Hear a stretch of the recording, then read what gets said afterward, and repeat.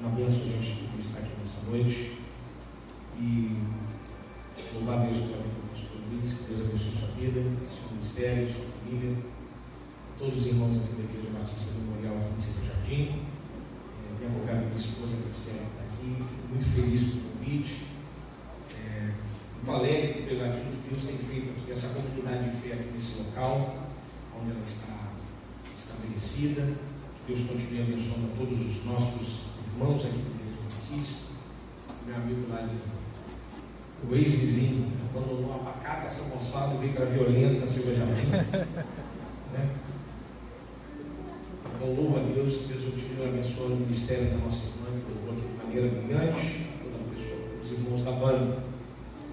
Fico feliz a gente poder estar aqui nessa noite e falar do Evangelho das Sagradas Escrituras. Queria que você abrisse sua Bíblia, por favor. O Evangelho, melhor, da Epístola de Paulo aos Romanos, capítulo 14, verso de número 17. Vamos ficar no tema, vamos falar sobre alegria, vamos falar sobre alegrai-vos, essa semana de avivamento. Romanos 14, 17.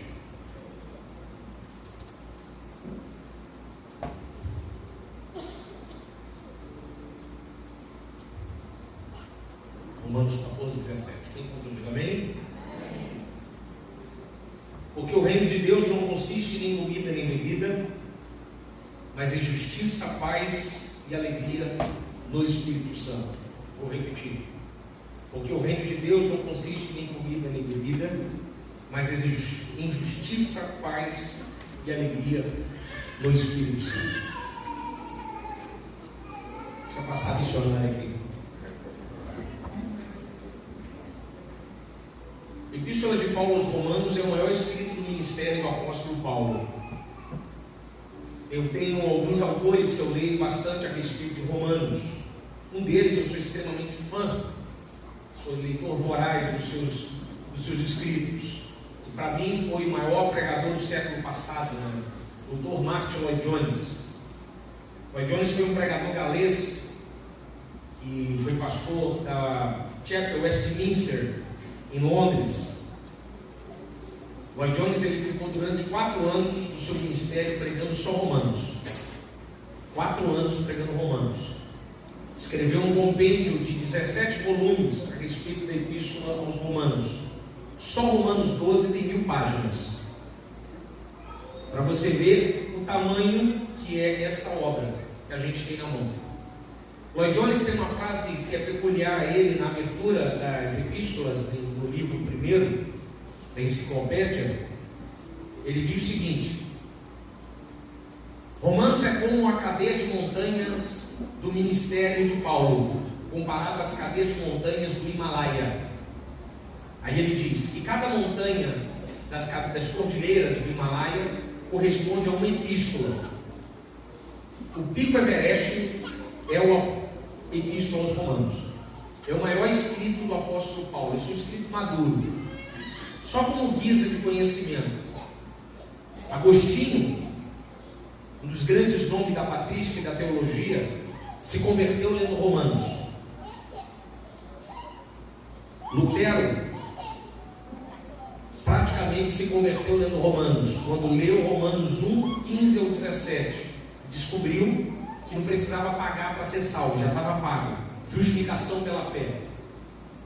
John Wesley, segundo o texto dele, quando estavam lendo o comentário de Lutero sobre Romanos, o texto de Wesley diz assim: e senti um calor no coração, e eu percebi que naquele instante todo o meu medo dissipara. Se Agostinho se converteu lendo Romanos, se Lutero se converteu lendo Romanos, se John Wesley foi encontrado pelo Espírito lendo Romanos, como eu digo para minha esposa, então eu creio que eu também vou me converter e continuarei me convertendo lendo Romanos. É a maior escrita do apóstolo Paulo. É como se fosse uma mini teologia sistemática, né? Paulo sistematizou os assuntos de maneira muito perfeita na Epístola aos Romanos. No capítulo 1, a partir do verso 1 até o verso 14, Paulo vai fazer a sua apresentação do seu ministério e vai dizer a dificuldade dificuldade que era ir a Roma. Isso ele vai falar em Romanos, capítulo 1, verso 10, se você quiser ir me acompanhando. 10, 11, verso 13, ele vai falando por que ele não consegue ir a Roma. Aí ele vai dizer que tinha dificuldade.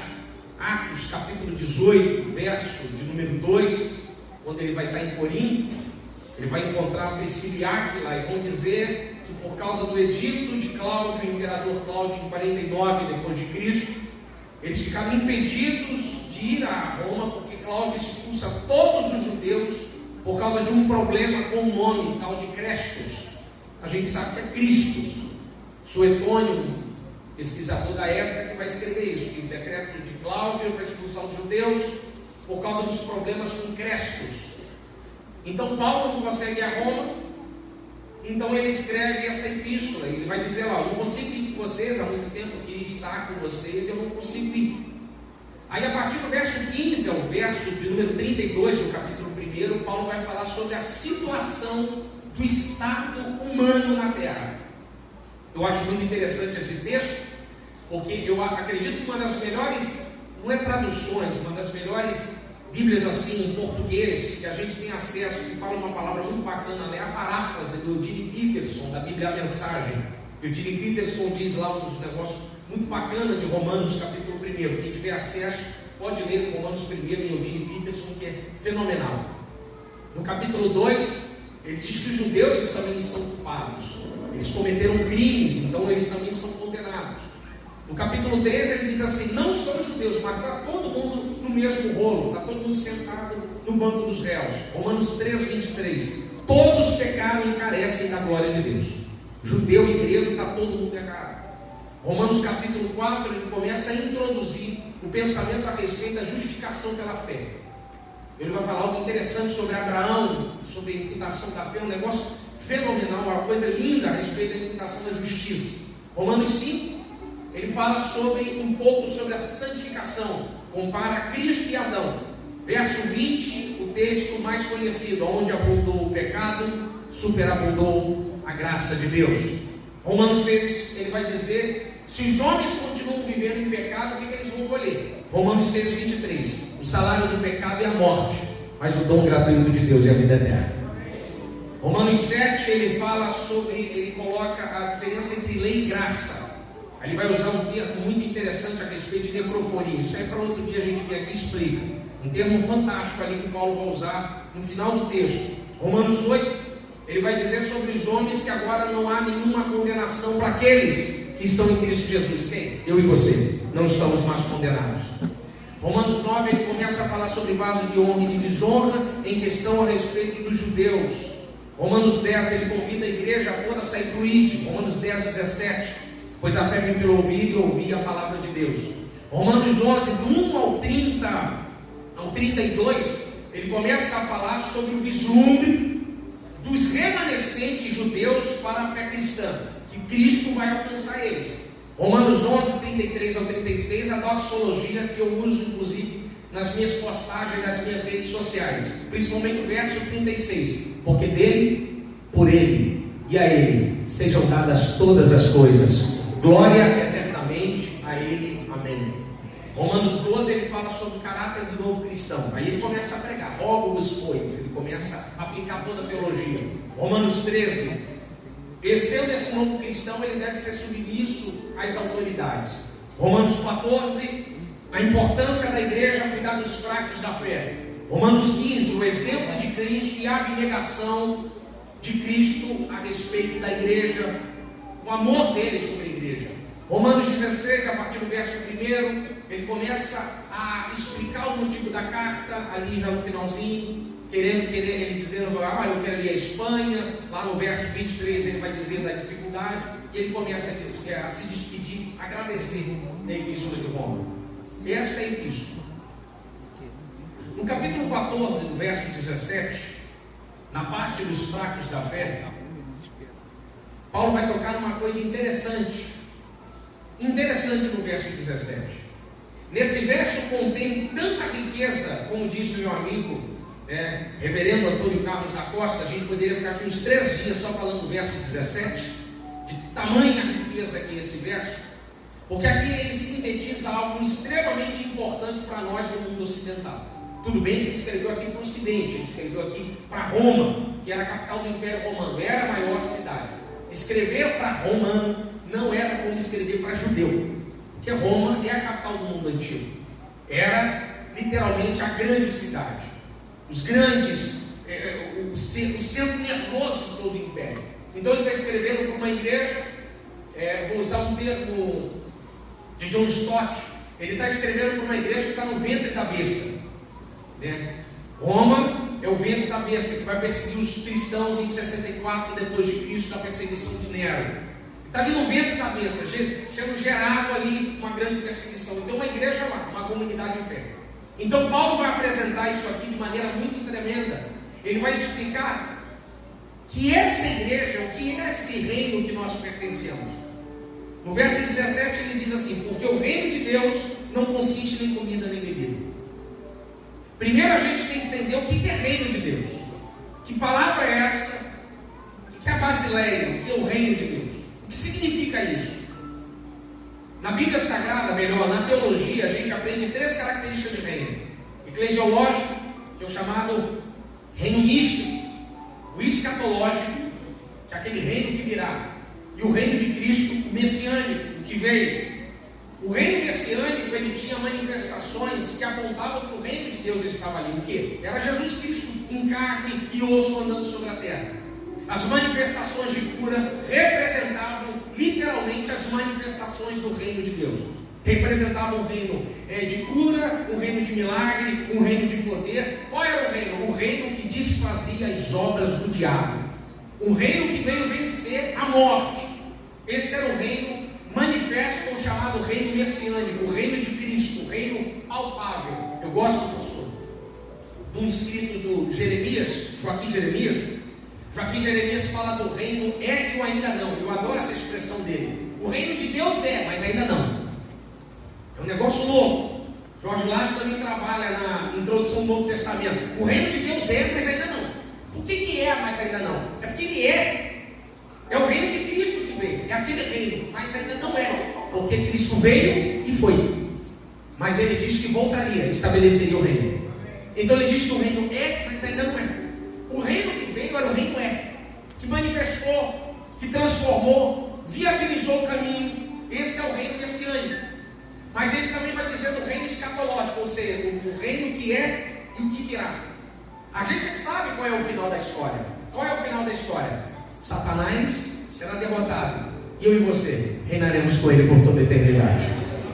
Esse é o reino que virá. É o reino escatológico. É o reino que será estabelecido. É o reino eterno. É o reino duradouro para toda a eternidade. E o reino místico? O reino místico é a igreja. Nós somos o reino místico de Deus. Quando eu e você andamos, representamos o reino de Deus. Representamos esse reino em nossa vida, em os nossos relacionamentos, em nossa maneira de ir e vir. Esse é o reino místico. É o reino que vai além das fronteiras, das barreiras humanas. Aonde você anda, tem o reino de Deus. Quem é? É a igreja do Senhor. É o corpo vivo, é o corpo que anda, é o corpo que pulsa. Mas ele vai dizer uma coisa, olha no seu texto: o reino de Deus não consiste em comida nem bebida. Paulo diz assim: olha, o reino de Deus não é concreto, não é algo efêmero, que some, que estraga, que tem prazo de validade, que você bota lá e tem que usar em um ano. Se não usar, vai dar bicho, vai dar fumo, vai dar bolor. O reino de Deus não é estrutura física. Deixa eu melhorar agora para dar uma apertadinha, tá, pastor? O reino de Deus não é grana. O reino de Deus não é materialidade humana. O reino de Deus não pode ser roubado, não pode ser destruído, não pode ser tomado, não pode e jamais será corrupto. O reino de Deus não é comida nem bebida. O reino de Deus não é algo que aquilo que eu toco, que eu mexo, que a poeira pode virar poeira, pode virar pó. O reino de Deus é algo firme. O reino de Deus é algo tão firme como ele diz aqui. Não é comida nem bebida, ou seja, não tem validade. Quando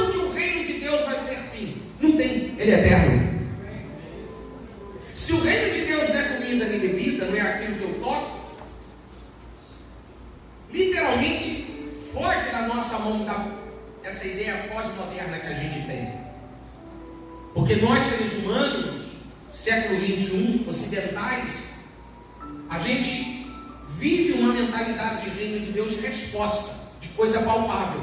Se eu vivo o reino de Deus, então eu preciso ter. Reverendo Caio Fábio tinha um livro antigo, eu tenho em casa, A Crise do Ter e Ser. O senhor lembra desse livro? Crise do Ser e Ter. Aí no livro ele diz assim: muitos abrem mão de ser para poder ter, e quando tem, descobrem que não são nada. O reino de Deus não consiste em comida nem bebida. O reino de Deus não é casa na Zona Sul, não é primeiro lugar em concurso público. O reino de Deus não é riqueza humana. O que é reino de Deus? O reino de Deus é isso aqui, ó: graça. Aleluia. O reino de Deus, por não ser comida nem bebida, ele não pode ser tomado, ele não pode ser roubado, não pode ser destruído por esquemas. O reino de Deus é algo tão fantástico que faz a igreja ficar de pé há mais de 2.000 anos. Às vezes as pessoas, eu converso em roda de debate com amigos de teologia, falam assim: poxa, pastor, se aquele pastor falecer, aquela igreja vai ter dificuldade. Aí eu sempre falo: Paulo morreu e a igreja continuou. Calvino morreu e a igreja continuou. John Wesley morreu e a igreja continuou. Lutero morreu e a igreja continuou. Grandes homens morreram e a igreja continuou. Mas por que a igreja está de pé? Porque o dono da igreja ressuscitou o terceiro dia e reina sobre ela. Porque é um reino que não tem materialidade. O reino de Deus não é um espaço. O reino de Deus é algo tão fantástico, pastor, que se viesse agora não, porque agora a gente está um pouquinho melhor. Mas se viesse uma lei marcial do outro governo, do outro, uma lei marcial, olha, está proibido as igrejas de ficar abertas. Beleza. Como o nosso reino de Deus é místico, ele não tem um lugar assim, ó, ali é o reino de Deus. Se as igrejas ficassem proibidas de abrir, a gente ia lá para a casa do pastor e a gente ia fazer culto lá, e o reino de Deus estaria lá. O reino de Deus é concretude, não é algo que eu seguro, não dá para ser trocado. Mas ele diz 3 pilares do reino. Olha na sua Bíblia: o reino de Deus é justiça. Mas que justiça é essa que Paulo está falando? Isso aqui ele está falando a respeito da justiça de Deus, que eu posso falar sobre justificação pela fé. Justificação pela fé é uma das doutrinas mais fantásticas da Bíblia. Dos pilares da salvação é uma das que eu mais gosto. Depois é a glorificação, principalmente falar sobre estado intermediário da alma, ressurreição. Isso aí eu acho fantástico. A justificação pela fé é algo sublime, porque eu e você, a gente tinha uma baita de uma dívida. Deixa eu explicar em linguagem de adolescente, porque adolescentes são os melhores alunos de escola dominical, são os adolescentes. Eu não gosto de dar aula para adolescente, porque as melhores perguntas são deles. Pastor, Adão tinha umbigo?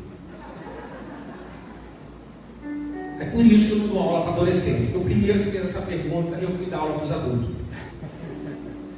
As perguntas dos adolescentes são as melhores. Estão vendo muito filme da Marvel e faz muita pergunta difícil. Eu e você tínhamos uma baita dívida. Em uma linguagem mais simples, eu e você estudávamos na escola, e o valentão da escola falou assim para a gente: eu vou quebrar a sua cara no final do recreio. E você não tinha como enfrentar o valentão, porque ele era muito grande. E você ficou com medo desse valentão. Você vai brigar com esse rapaz. Eu não tenho condições físicas de encarar ele. Quem era esse valentão? Deus. Mas tinha alguém que sentava do nosso lado, na nossa carteira, lá na escola, e falou assim: eu resolvo para você. Esse foi quem? Jesus. Eu e você tínhamos uma dívida. Rompemos com Deus no Éden e falamos: eu tenho condições de viver sozinho sem o Senhor. Vai lá, tenta. A nossa tentativa de viver sozinho já deu 2 grandes guerras. Divisões terríveis dentro da sociedade. Tragédias corrupção, problemas sociais. Os homens já não sabem mais ser homens, como diz Eugênio Pietro, e as mulheres já não sabem mais ser mulheres, confusão total. Criamos as drogas. Seu ser humano, esse é aquele que saiu de casa e falou: não, eu consigo viver sozinho. O mais bonito de tudo é que quando Deus expulsa o homem do Éden, isso é maravilhoso. Deus fala: fora, vai embora. Aí está Caim e Abel oferecendo sacrifício lá fora. Deus, ele não está no Éden, sentado, afastado do homem, não. Ele foi lá fora receber a oferta de Abel. Ele foi atrás, deu eu vou lá. Mas a justiça tinha que ser feita. Nós erramos, tínhamos uma dívida e não havia como pagar. Cristo, quando morre da cruz, ele paga a nossa dívida. Ele compra aquilo que a gente não tinha como comprar. Ele nos coloca novamente em contato com Deus. E não tem outra doutrina mais fantástica, tem muito, mas justificação da fé é linda, porque ela me traz algo em mim que me permite dobrar o joelho e olhar para os céus e falar com a eternidade e me sentir leve. A coisa é tão bonita, pastor, tão bonita, é tão fantástica, que quando lá no Éden ele expulsa Adão e Eva, o texto bíblico vai dizer que ele colocou 2 querubins guardando a entrada. Interessante que o véu que cobria o Santíssimo, depois você lê, na construção do templo e do tabernáculo, vai dizer que existem 2 querubins desenhados, bordados na cortina. Eles guardavam a entrada do Santíssimo, que guardava a arca. Aí o texto bíblico diz assim, que quando Cristo morreu, o véu do templo foi rasgado de alto a baixo, que tinham como desenho os 2 querubins. Era Deus lá em cima dizendo: não precisa mais guardar a entrada, deixa eles chegarem para mim que agora está tudo certo. A justificação pela fé nos introduziu novamente, aleluia, diante da sua eternidade. A justificação pela fé, a justiça de Deus, limpou a nossa vida. Às vezes tem uns pregadores que falam assim: não, mas quando você chegar lá no céu vai ter telão. Vocês já ouviram falar da história do telão no céu? Contando a sua história? Não pode ter telão, porque quem vive de passado e pega o passado para jogar no rosto é o diabo. Para Deus é assim: não importa como começou, o importante é como vai terminar. Vai passar na eternidade, quando você chegar diante de Deus, é o filme da crucificação de Cristo. Cristo vai dizer: eu paguei a dívida dele, ele pode entrar, está pago. A justificação pela fé nos livra desse peso do mal, essa sensação terrível que o ser humano vivia, a sensação de não conseguir encarar o Salvador, o Deus, usando um termo teológico, Javé. Hoje eu e você podemos dobrar o joelho e falar com Deus e Ele nos ouve. A gente pode andar na rua e falar com Deus e Ele nos escuta. A gente pode andar no carro, pedir livramento e Ele nos livra. A gente pode falar com Ele a ponto de dizer, como diz em Efésios 3:20, Ele é poderoso para dar infinitamente mais e muito além daquilo que pedimos ou pensamos. E Ele nos escuta, Ele nos recebe. Deus não está com um pedaço de marreta na mão esperando você entrar, não. Ele está com os braços abertos dizendo assim: está pago, pode chegar perto. Essa justiça que foi feita nos lavou. Então não viva mais com o sentimento de culpa. Quando você dobrar o joelho e o diabo for fazer acusações tolas, ó, você fez. Você bebia. Ó, lembra daquele dia? E às vezes as trevas nos cercam, nos abraçam, nos envolvem, para tentar tirar a nossa mente da eternidade, do trono. E a gente se sente indigno de chegar perante Deus. Eu quero te dizer uma coisa: foi pago. A mesma voz que falar para você, você já vira para ele e fala assim: mas ele pagou. Aleluia. A justiça foi feita na eternidade. Aleluia. Ele foi feito na justiça. Quando Cristo morre na cruz do Calvário, quando o pecado da humanidade recai sobre ele, é por isso que nos justificou, nos santifica e nos glorificará. Justificou, santificou todos os dias, glorificará, ressurreição. A justiça foi feita lá no passado. Eu acho isso fantástico. O sangue poderoso, né? 2000 anos derramado, e o efeito continua fazendo efeito até hoje. O mesmo poder derramado continua fazendo até hoje, libertando a minha vida, libertando a sua vida, libertando a sua casa, libertando cidade, transformando o homem, transformando cidadãos, mudando histórias. Um homem que vive sem a sensação de justiça, um cristão que não consegue se sentir justificado, o culto dele é complicado, a adoração dele tem peso, ofertar para ele é pesado, dizimar é pesado, ler a Bíblia é pesado, se envolver em atividade da igreja é pesado, porque ele se sente indigno. E o homem justificado se sente livre, ele oferta com alegria, dizima com alegria, se envolve com a igreja com alegria, ele adora com alegria, independente de quem esteja aqui. Ele não vem aqui por causa que o homem está aqui, mas ele vem aqui porque Cristo está nesse lugar. Ele está livre, ele se sente solto, ele sabe que há uma ligação, há um acesso. Eu falo para minha esposa: se eu posso falar com o gerente, por que eu vou falar com o vendedor? Eu tenho acesso ao gerente. Billy Graham, que foi consultor lá, pastor de 5 presidentes, tinha um telefone vermelho do lado da cama dele, que ligava, o Washington ligava, tocava do lado da cama dele. Eu e você não, basta a gente dobrar o joelho. Nosso telefone não é vermelho não, é azul, azul do céu. A gente entra lá na eternidade sem pedir licença, aleluia, e já fala direto com ele, com o Criador. A justiça foi feita. Então não viva trazendo do passado coisas que Cristo já pagou. Você não pode viver um estado de cristianismo com bola de aço amarrado no pé.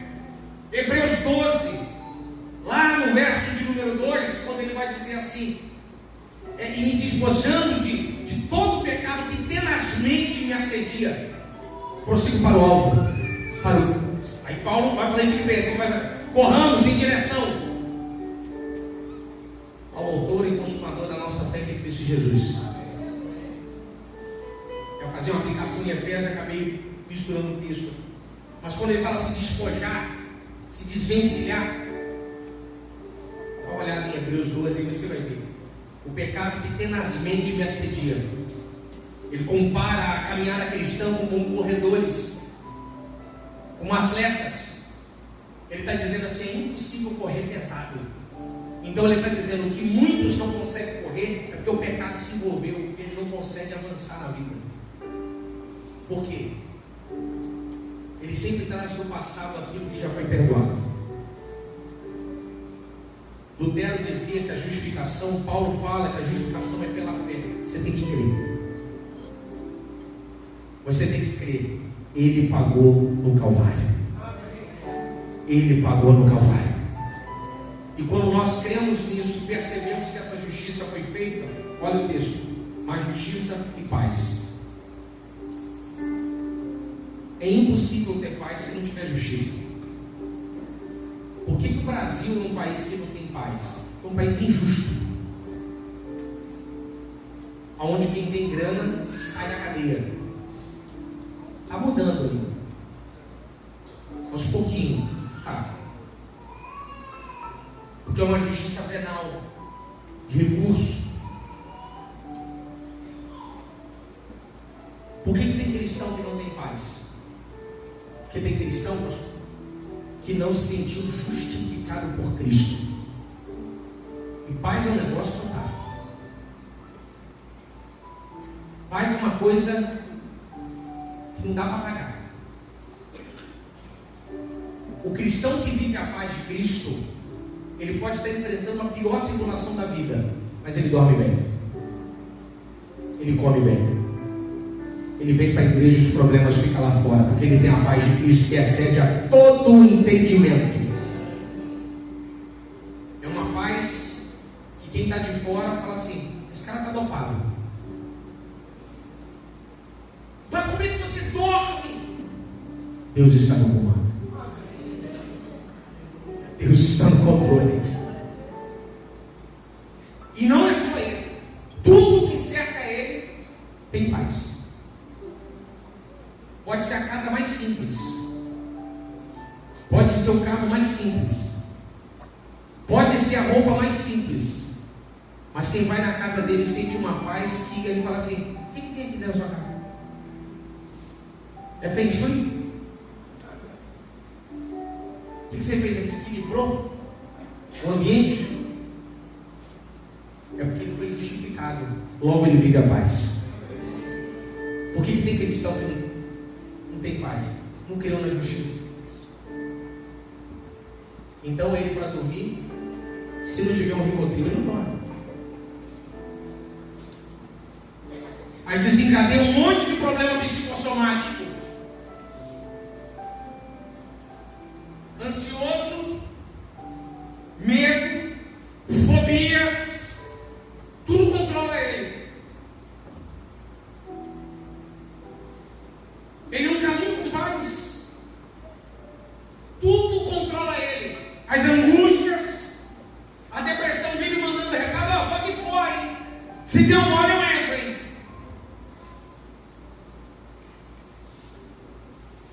Falando desse modo, parece até uma coisa caricata, mas não. Um homem sem paz é um homem que não vive, ele vegeta.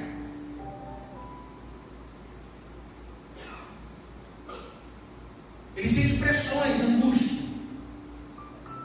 Uma das passagens mais clássicas que eu gosto de paz, não bíblica, mas a passagem histórica, é dos irmãos morávios, o Charles Wesley e John Wesley. Rapaz, essa passagem é fantástica da história dele. Eles foram passear de barco, foram fazer a viagem missionária de barco. Caiu uma baita de uma tempestade, pegou o barco, e o barco de um lado para o outro. Aí o texto diz assim: que Charles e John Wesley ficaram incomodados com a calma dos irmãos moráveis. Aí Charles Wesley falou que na história, disse que o barco chegava a ranger, que caía, começava a cair água, eles começaram a ficar desesperados. Eles moravam, tranquilo. Aí não vem nada. Por que vocês ficaram tranquilos? Os moráveis estão assim. Porque nós oramos. Deus disse para nós irmos anunciar o seu evangelho na ilha. Se Deus falou para a gente ir naquele lugar, então o barco não pode afundar. Aí Charles Wesley escreveu a música: se o trovão e o mar erguendo vem, sobre a tempestade eu descansarei. Você tem que escrever. Tem que escrever a música. Porque diante de um poder desse, tem que. Por quê? Paz. O mundo pode estar caindo, mas o cristão com paz, ele fica tranquilo, porque ele sabe que Deus está no comando de todas as coisas. Não deixe as coisas e as situações roubarem a paz que você tem em Deus. Não deixe as situações roubarem a paz que você tem em Cristo. As situações não podem impedir você de cultuar a Deus. As situações não podem impedir de você ler o texto bíblico, de você ter momentos de oração, momentos de comunhão. Você não pode comer pizza com seus amigos e ficar preocupado com o boleto de segunda a terça-feira. Meu amigo, quero te dizer uma coisa: Deus fez uma justiça antes de você nascer. Quando Cristo estava morrendo na cruz do Calvário, Ele já estava te vendo.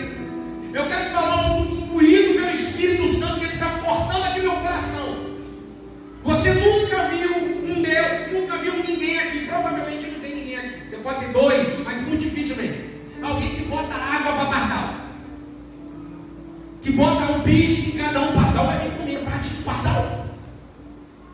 Se Deus tem cuidado de pardal, imagina de você. Oh, aleluia!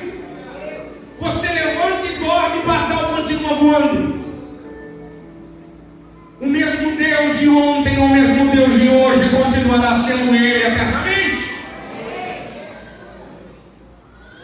Você precisa viver em paz. Por que a psicologia no Brasil cresceu tanto? São pessoas com angústia, precisando desabafar com alguém. Pastor, você deve... Não deve de psicólogo, não. Eu tenho um monte de amigo psicólogo. Inclusive, esse debate de psicólogo me fez lembrar de outra coisa. Dos 5 judeus que estavam discutindo na mesa, um judeu falou assim: o mais importante é a lei. A lei é tudo. Esse foi Moisés. Aí o outro judeu falou: que lei? O mundo precisa de política. Se o mundo tiver política, tudo resolve, principalmente a política social. Esse judeu foi Marx. O outro judeu falou assim: não, tudo é relativo. Nem lei, nem política. Tudo é relativo. Esse judeu foi Einstein. Aí o outro judeu entrou em cena: não, o problema do homem é a mente. Se a gente estudar a mente do homem e tratar ela, tudo se resolve. Esse judeu foi Freud. Aí o outro judeu disse assim: não, lei não resolve nada, tudo é lei, nem tudo é o social, ou a política social, nem tudo é relativismo, nem tudo é psicologia. O amor é tudo. Esse judeu foi Jesus.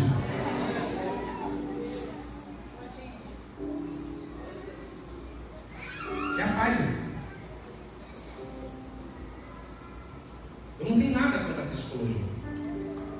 Ela está crescendo na demanda de homens e seres humanos sem paz. Aí a gente cria sensações de paz.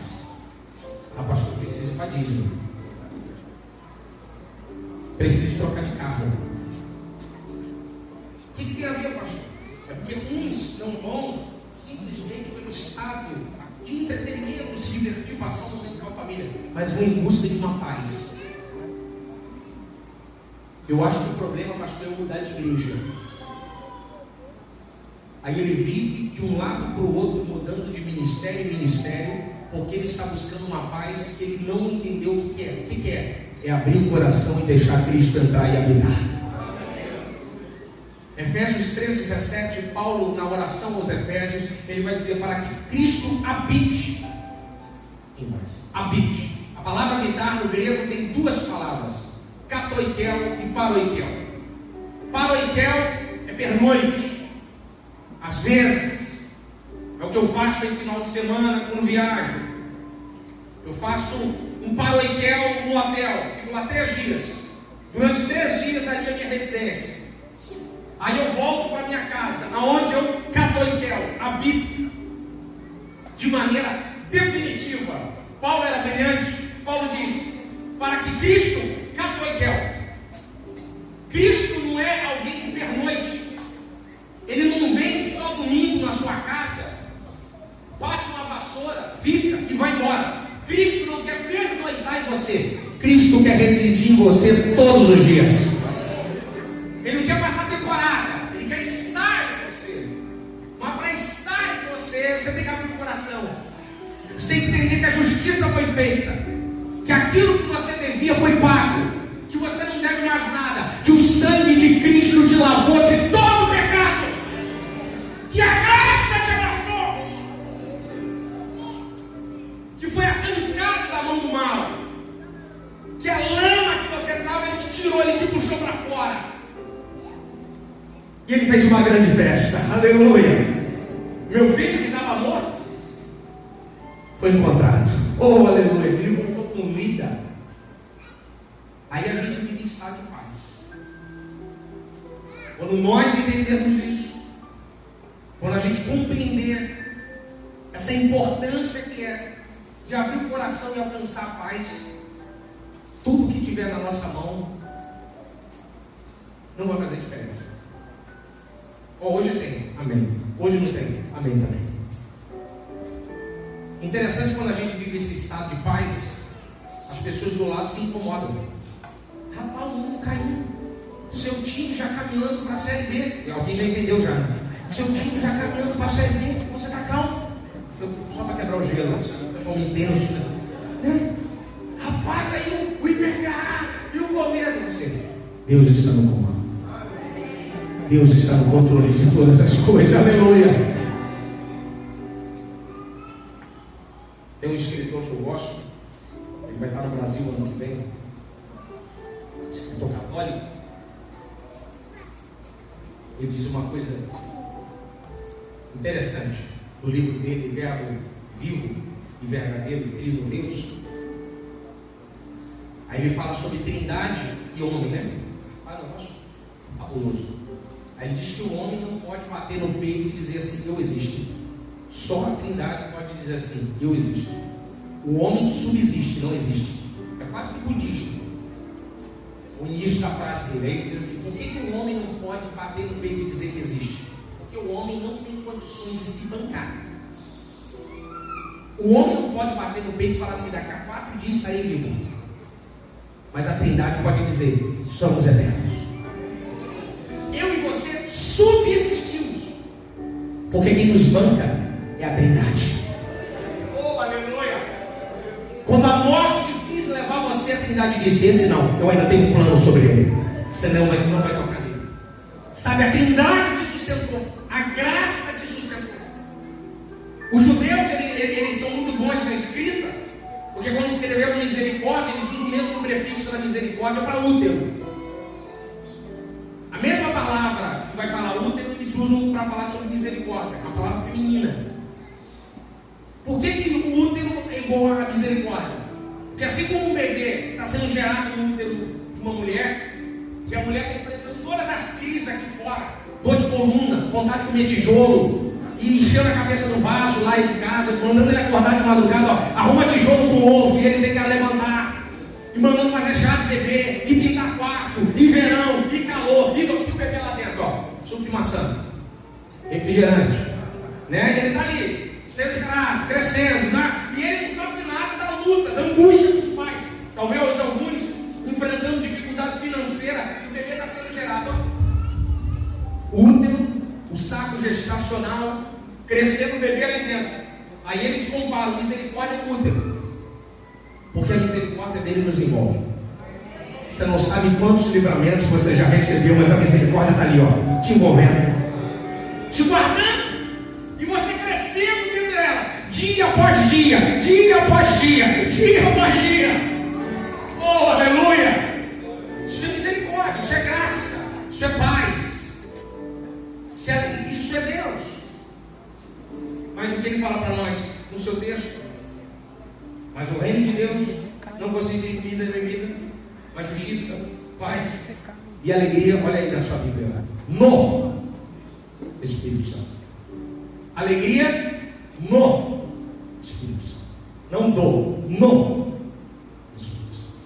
Tem diferença. Repara que a alegria está no último.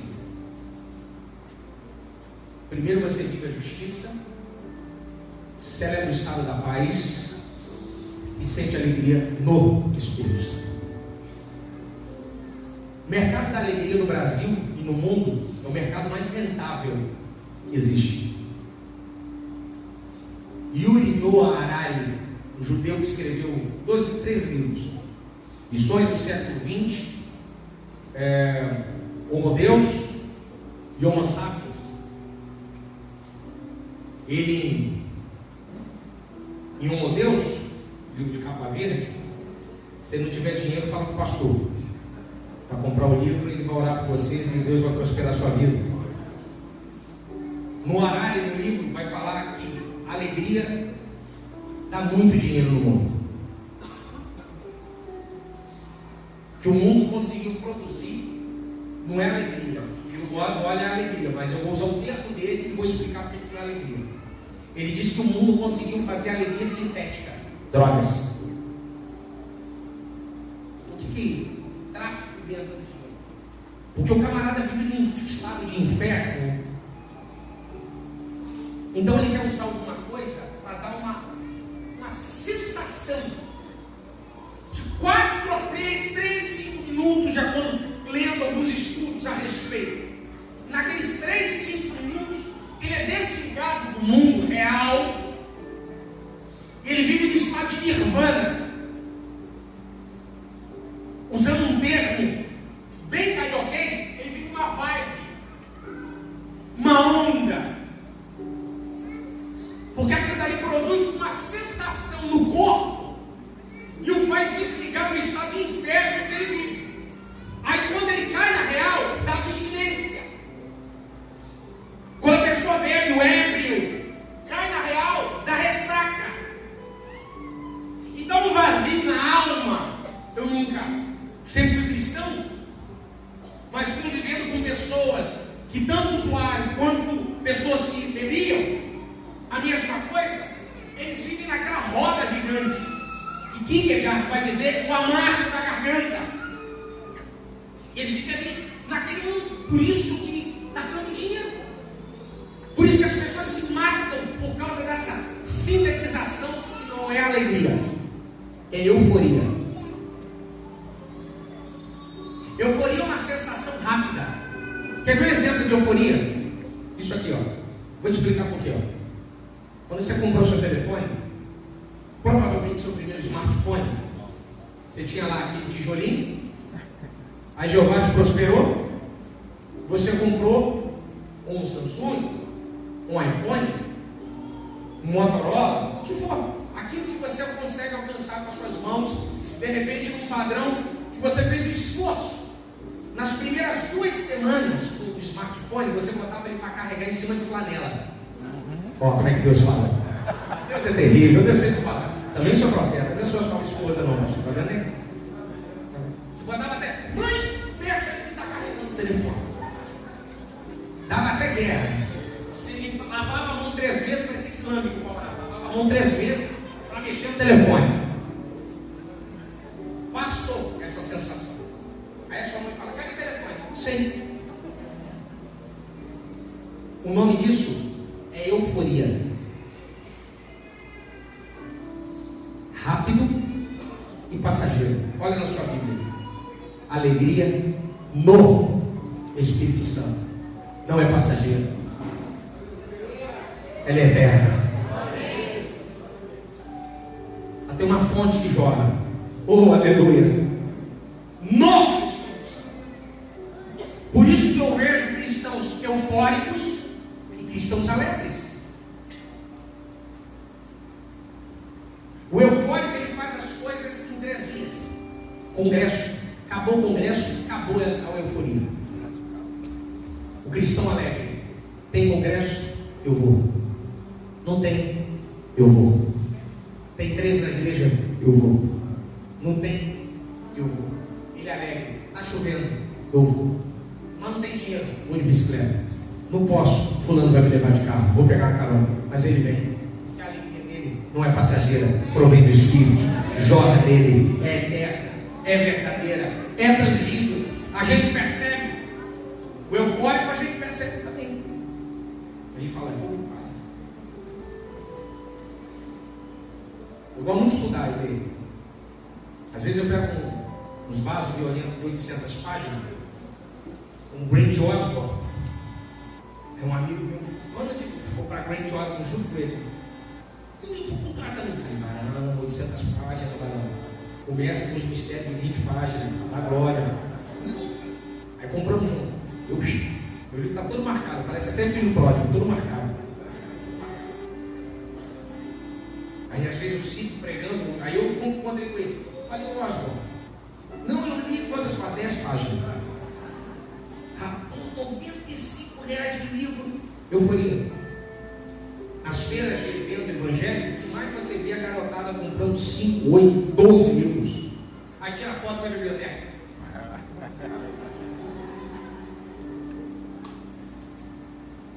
Euforia. A euforia faz isso. Ela te tira do mundo durante um tempo. Depois você cai na real e percebe que não é aquilo. E o cristão alegre,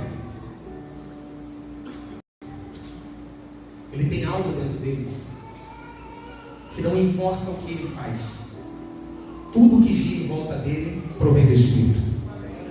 Cada um contribua segundo propôs no seu coração, porque Deus ama aquele que dá com.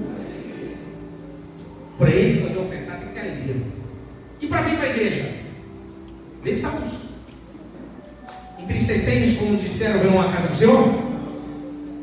Alegrei-me quando me disseram para vir à igreja, tem que ter alegria. Para ofertar e para vir, tem que ter alegria. Alegria é algo maravilhoso no cristianismo, mas só podemos viver isso experimentando a justiça, vivendo a paz e vivendo essa alegria. A alegria de orar, de participar da ceia, de estar em comunhão, de ajudar o próximo, o prazer, o zelo, a alegria de poder servir a igreja, a comunidade local, a alegria de poder bater no peito e dizer assim: sou cristão, de carregar a Bíblia no braço, de compartilhar o Evangelho por onde vai. Porque quando nós temos essa alegria, compreendemos essa alegria, nós temos o prazer de compartilhá-la, para que a outra pessoa experimente o que você está experimentando. Mas quando o cristão é eufórico, por ele não ter experimentado a justiça e não ter a paz, ele não consegue compartilhar essa alegria, porque ele vive em estado de euforia. Ele precisa de divertimento, entretenimento, ele precisa de movimentos. Então, pastor, o que acontece com ele? Ele vai aonde tem moda, igreja da moda, louvor da moda, pregador da moda, fulano da moda. Aqui não tem isso aqui não, só lá em São Gonçalo, né? Fulano da moda, tudo da moda, ele só vai onde é moda. Você pergunta para ele: mas por onde você passou? Ele abre o passaporte de crente, é mais marcado do que misericórdia. Ele pode dar curso de pós-graduação de denominação, porque ele é eufórico. Ele olha, daqui a 3 meses ele enjoa e vai embora. E o alegre, ele fica. Ele não está na igreja por algo, ele está na igreja porque ele entende que o Senhor plantou ele ali. E ele tem essa alegria verdadeira, uma alegria intocável, uma alegria independente se o nome dele está no cartaz ou não, se ele faz parte do ministério ou não, se ele é alguém que faz parte da liderança ou não. Ele tem alegria porque ele sabe que Cristo libertou ele do império das trevas e escreveu o nome dele no livro da vida. Ele possui uma alegria verdadeira, ele tem graça sobre ele, aleluia. Ele tem felicidade nos seus olhos.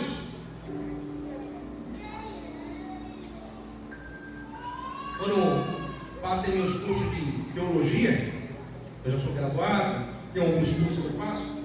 Aí o curso sempre começa, 40 alunos. Eu tenho um amigo meu que só Jesus também, pastor Saulo.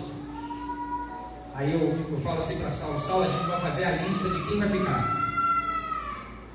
A gente começa a olhar, a turma já começa a olhar, aquele dali vai embora. Aquele dali vai embora. Quem não vai aguentar? Ele é o 06. E dali ele não vai aguentar, vai pedir para sair. Ó, o quê? Euforia. Primeira vez ele está lá no curso. Aí, professor, prolegômenos. O cara já. Que é isso?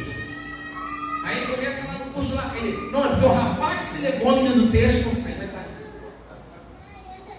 Não, tem que fazer um fichamento, uma resenha. Quantas páginas? Você vai ter que ler um livro de 100 páginas. Quantos dias não vai entregar a segunda? Aí a euforia dele vai embora. E quem tem alegria de verdade, compreende o chamado ali, ele fica. E fica. Vale para qualquer um que tem qualquer tipo de chamado dentro da igreja. Vale para o músico, vale para o diácono, vale para o pastor, vale para os irmãos da intercessão, vale para o membro. Ele fica. Quando todo mundo vai embora, ele fica. Oh, aleluia. Porque é uma alegria verdadeira. Não é sintetizada, não é comprada, não é roubada. É uma alegria verdadeira. Provém do Espírito Santo do Senhor. Uma fonte que jorra dentro de nós. É uma fonte direta do Espírito Santo. E não tem outro que não possa produzir alegria tal igual a Ele. A alegria do Espírito é algo maravilhoso. É uma sensação que eu concordo com 1 Pedro 1,8, uma alegria indizível. 1 Pedro 1,8. Indizível, a palavra indizível. Não tem como traduzir. É uma alegria que eu não sei te expressar o que é. Só te falo uma coisa: abra o coração e você vai entender o que eu estou falando. É algo maravilhoso, único. Eu não sei te explicar o que é. Eu sei que é bom demais. É uma alegria que pulsa, que escorre em mim. Sabe? Dá uma satisfação, pastor. Uma honra. Um estado de graça. A pessoa eufórica, quando ela não compreende isso, quando ela vê que o nome dela está na escala, ela se sente pesada. Pastor, vamos tirar uma oferta. E lá vai o pastor falar de dinheiro.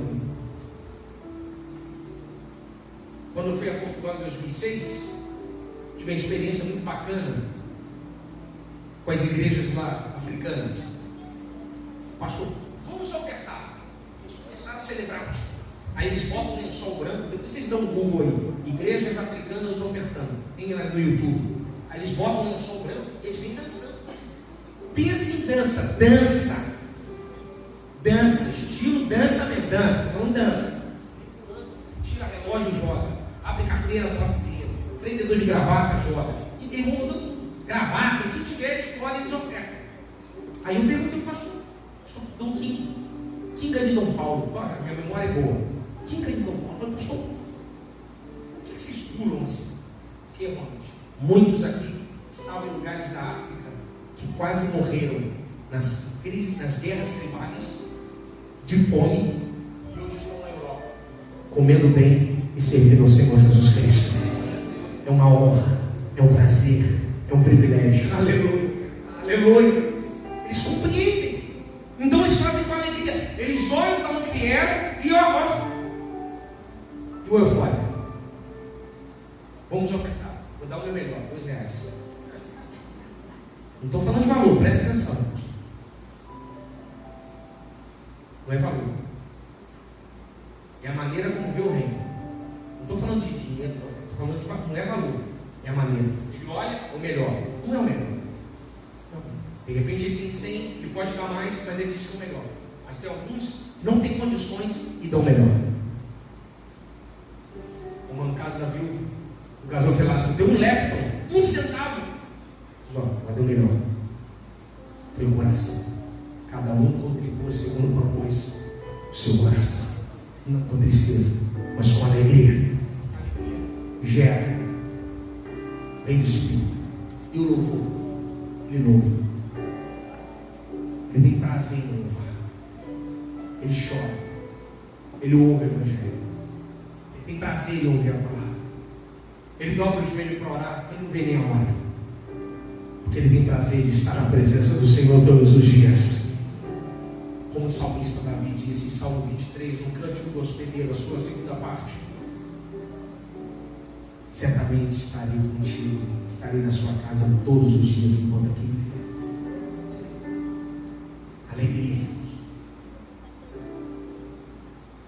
Fica de pé em nome de Jesus. Queria orar junto com você nessa noite.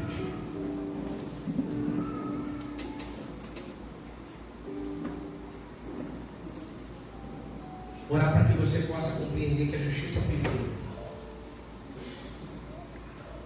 Orar com você para você entender que a paz que excede a todo entendimento quer morar dentro da sua vida.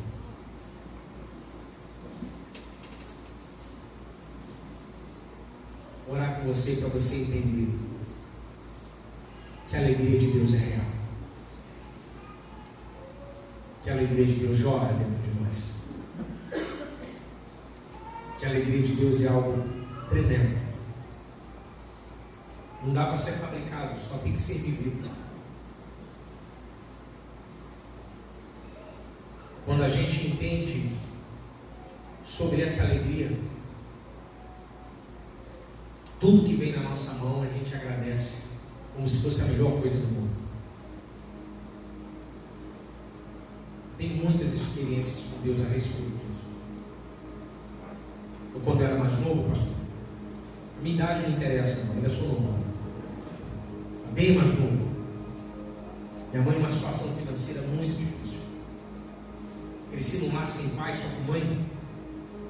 Muito difícil. Pensa em dificuldade, multiplica por 2, não achou ainda. Muita dificuldade. O meu sonho era ganhar um ovo de Páscoa do tamanho 30.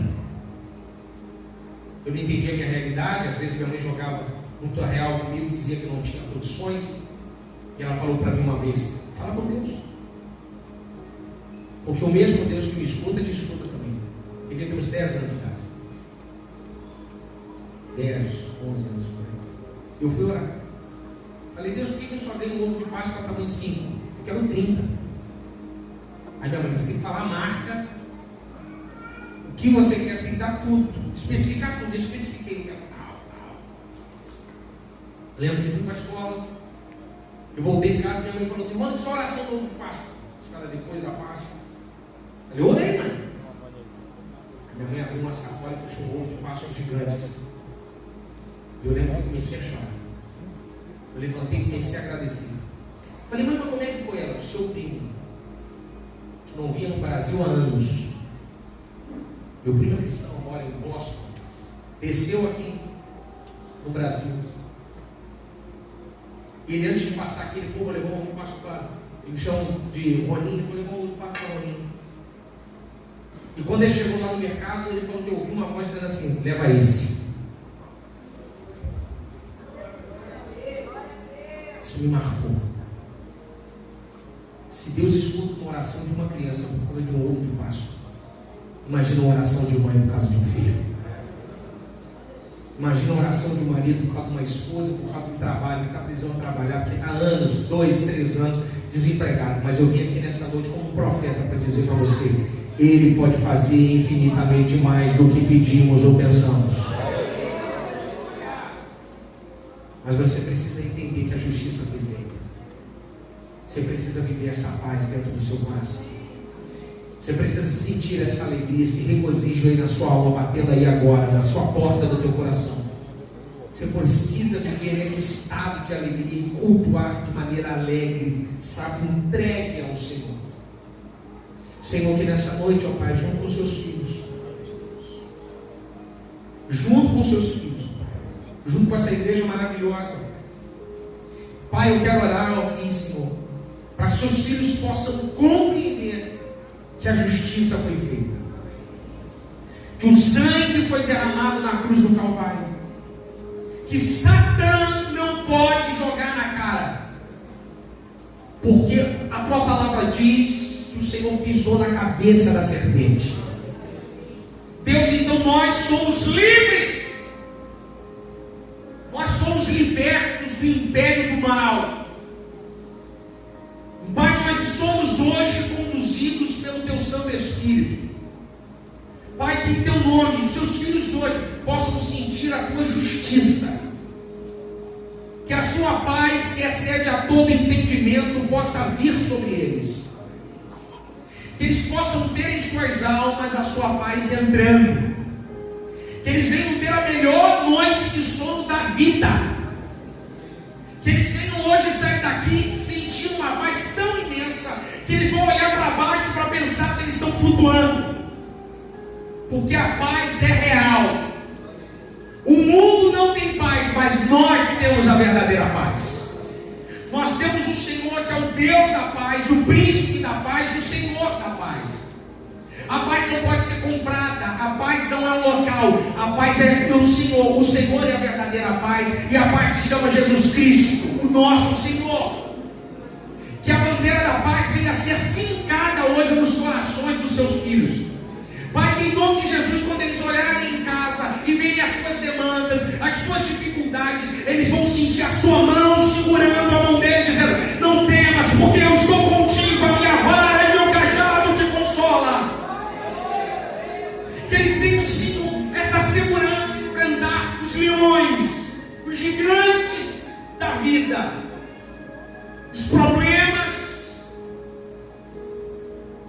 oh aleluia, as dificuldades, Pai, mas que eles venham ser abraçados por essa paz, que todo espírito de depressão vá lá para fora, toda angústia vá lá para fora, todo convite satânico pelo suicídio vá lá para fora, porque a tua paz vai inundar, a sua paz vai gerar, a sua paz vai sustentar, a sua paz vai carregar, a sua paz é eterna.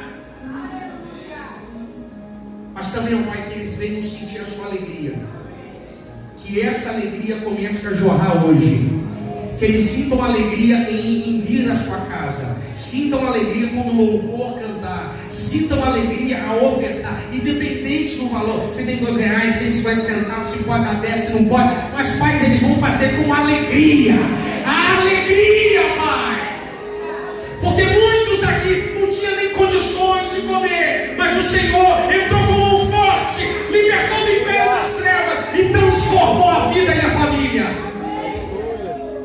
Que eles sintam essa alegria, que essa alegria não venha a ser roubada deles, que eles venham sentir esse prazer e alegria de estar na sua casa, em nome de Jesus. Enquanto o louvor canta, dá um abraço em 2, 3 pessoas aí, em nome de Jesus.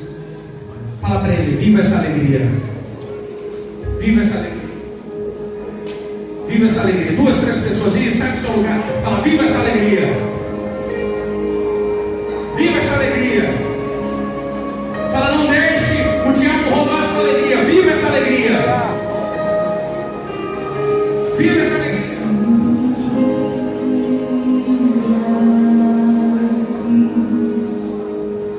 A casa é sua, pode entrar. Nós queremos te ouvir. Nós queremos te ouvir.